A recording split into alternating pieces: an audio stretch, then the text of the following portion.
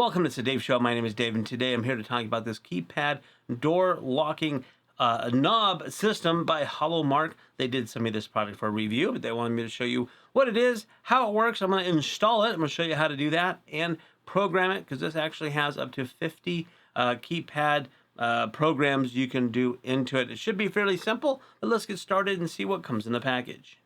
Okay, here's everything you're going to get in the package. You're going to get an instruction manual, so it's a very good idea to not lose this, because this is going to take you step by step on how to do it and how to program it. There is a little quick sheet card. Also, there's a template guide, so if you have a door that does not have any holes in it, you can actually use this to use as a template to drill your holes on there. Now, this is also available for two different, what they call backset measurements. It's measurements between the edge of the door and the center of the hole. There's two different sizes, and if you're replacing a door knob, it should fit pretty much any door knob, and that's what this thing here is the back set is what they call it. That's the little thing that closes up and locks into your door. And what you do is you're just going to take this and you're going to move this back and forth to the different sizes. The demo door that I have right now is going to be the further one, so I have it out there, but you can adjust it with that. So you do get this, and this is what screws into the actual door part of it. And then you're also going to get these, what they call a striker plate, which goes on the door jamb. This is the part that the door closes onto. And this little plastic thing is an extra little support that can go behind it, so everything gets all nice and tidy and in this nice little box here. Now, if you're replacing a doorknob, you may not have to replace this. If yours is perfectly fine and good and works and the right color and the right size and all that stuff, you may not have to do this, but they do give you this here to replace it. And you're going to get a bunch of screws, so you're getting screws, two big screws for this part and then two screws for this part. Then you're going to get a bag of bolts. Now, these little screw bolts are for putting this whole thing together, so I'm going to show you that in just a bit. And you're going to get a set of keys, because you do have keys available for this. Good to use this for either backup or to lock and unlock. So this is the outside of the door, and you can see it's got a keypad to it, and the key hole part, a little check mark for so forth to do your programming and everything on there. I'm going to show you a lot of this later, but this is your keyed entrance, and this is the doorknob itself. So you get a doorknob and a lock all in one unit.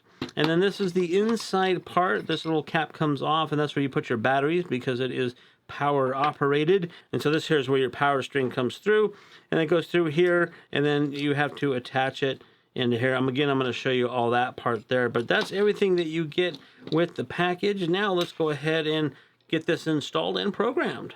You will need a screwdriver. Now, I do have also a power drill, and they say in the instructions everywhere, do not over tighten. I usually will use the power drill for the screws that go into the door and into the frame, but when it comes to the screws and so forth and bolts that go attach the whole unit together, you should use a regular Phillips head screwdriver. So make sure you have this on hand. Okay, we're going to start with this back set piece here. Now, you want to make sure that that this is facing the right direction, because it is sloped, and the slope part goes to the door to close it. So you want to make sure it's going the right direction for you, depending on how your door closes, because this is a demo door and it's not closing into a jamb. It doesn't really matter for me, but I just wanted to make sure that you got to make sure this is going the right direction. And then we're going to just go ahead and slide it into the hole. Again, I already fixed this, so it's where the hole is in the center. It's in the right size, the right dimensions.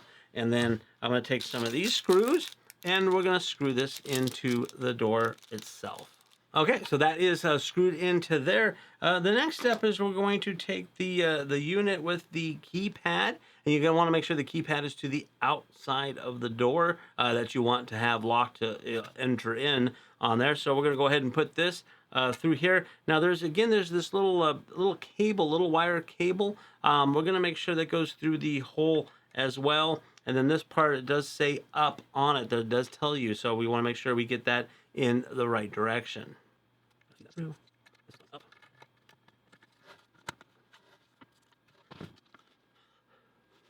Okay, I have it here on this side, figuring if the door closes inwards, and you can use this to open the door And you want to make sure that it's all oriented the right direction. Now we want to take this part of it. There's a little bit of the tricky bit. In this piece here, the inside handle, you're going to want to feed this wire through, and you want to have it come out through the little hole in the side. So you kind of have to fish it through and hold this as well.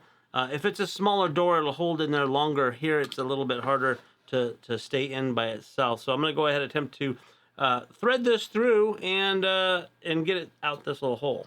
Okay, so I did get this through the hole. I had to do a little bit of jerry-rigging to poke it through. And then there's these screws. Now, when you get this, it does come all put together, so you can see how it is put together. You have to unscrew these little screws that attach it to, so to take it all apart. So I did that.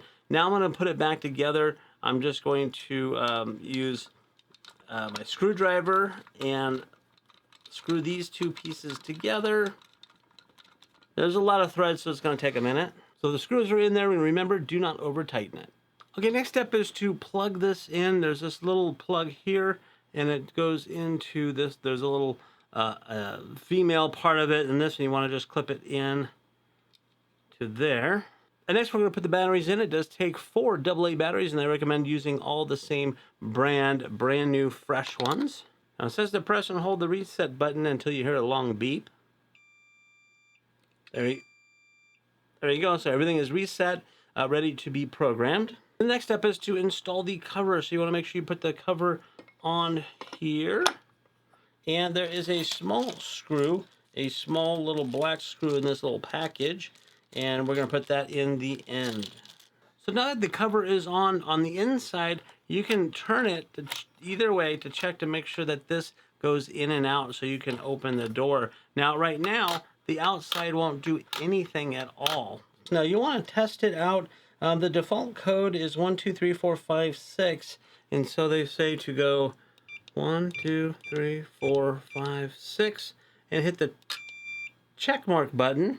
And now this should unlock. So now you can see that it unlocks. Okay, now it locked automatically. There's like a 30-second locking feature. So you unlock it, you open the door. As soon as you close the door, it will lock again. Now you can change that. There's a lot of auto features in this. There's auto lock feature. There's also a way you can make it quiet as well. So I'm going to go through these steps on how to program this. And we want to try the keys, of course, too. So let's go ahead and put a key in and open it up. It opens up perfectly fine with the key, no problem. Yeah, one more thing I forgot to tell you is on the bottom of this, now that it's all installed and you can't see it, there's a little rubber gasket, and there is a USB-C port. And what that is for emergency backup battery. So if your batteries die and you can't get in, you can remove this little bit down here, plug in a USB-C cable and an external power pack, and that will power this up so you can unlock it. So that's a nice little safety feature. Okay, the first thing you have to do is you have to change the administration password. Before you can enter in any other password, you have to change it. And it can be up to 4 to 8 digits. So to do that, we're gonna hit the check mark, the old passcode, 6, check, 0, check, new passcode. I'm just going to go 1, 2, 3, 4. Check. 1, 2, 3, 4. Check. So there we go. So now it should be, if I go 1, 2, 3, 4, check, it unlocks, ready to go. So that's the new passcode on this one for the administration.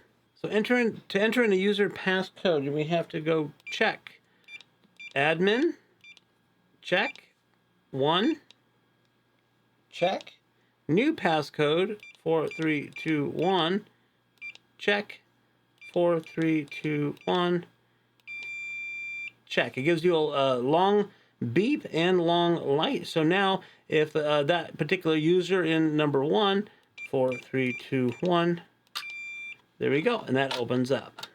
So that's how you set up a user passcode. Now you can delete user passcodes, you can change user passcodes. Again, you can put up to 50 different user passcodes in this doorknob. There's a thing called passage mode. What that does is that basically turns off the auto lock feature. So to do that, we're gonna hit the check mark, admin passcode, check mark, 4, and check mark. So now that unlocks it and keeps it unlocked until you decide you want to lock it again. Now if you want to turn on auto lock again, it says you just need to press